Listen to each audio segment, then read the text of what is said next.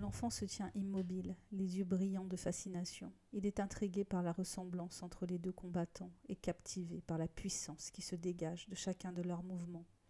Bien que désarmé, numéro 55 demeure menaçant. On le sent prêt à bondir, à saisir toute occasion qui pourrait se présenter, de se tirer de ce mauvais pas. L'enfant perçoit aussi avec acuité la rage de cet adversaire. Cette émotion le traverse.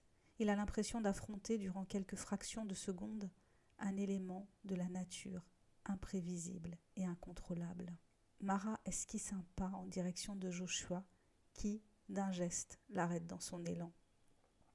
Le clone, désarmé, étend les bras comme s'il avait capitulé, mais les deux colosses s'affrontent encore du regard. Joshua n'a aucune foi dans cette posture de soumission. Il a un guerrier en face de lui, un vrai. Mais ne peut s'en empêcher, son fantasme a pris corps. Elle jette son bâton et se précipite vers le sabre laser planté dans le sol juste devant elle, s'en empare avec une délectation enfantine, curieuse de connaître la sensation que l'on éprouve à tenir pour la première fois ce genre d'objet entre ses mains. Elle le soupèse, il est plus lourd que ce qu'elle imaginait. Il faut une certaine force physique pour en user efficacement.